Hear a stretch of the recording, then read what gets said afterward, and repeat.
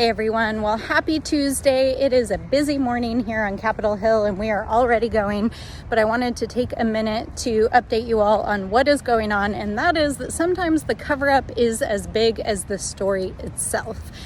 Yesterday afternoon, House Oversight, which I serve on, released to the public documents that we received from the Epstein estate pursuant to a subpoena in our investigation of that case.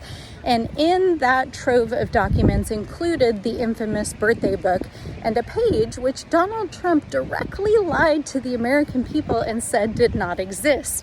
You can see it for yourself. His signature is on it, but also included in that was a photograph at Mar-a-Lago with a check with Trump's name on it and some insidious text on there about a fully depreciated woman being sold to Donald Trump by Jeffrey Epstein.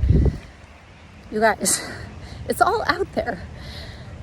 But the bizarre thing in this entire case, or maybe it's not bizarre, is the lengths to which Donald Trump is trying to undermine this investigation. He is calling members of Congress and threatening them from signing on to a discharge petition. He's refusing to release the DOJ files under a subpoena to Congress.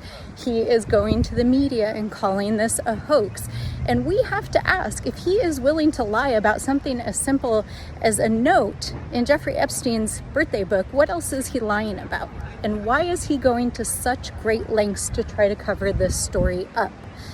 So we're going to get to the bottom of this. This is part of an ongoing investigation.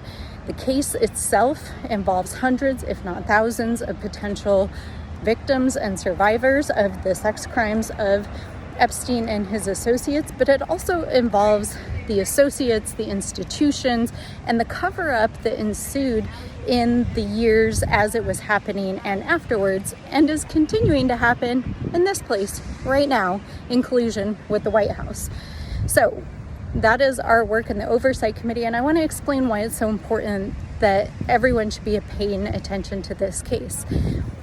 The fact that the president and the GOP are subverting the rule of law, and I mean they are actively defying a subpoena right now from Congress in this case, should tell you that they do not only not want these records to come out, but they're breaking the law.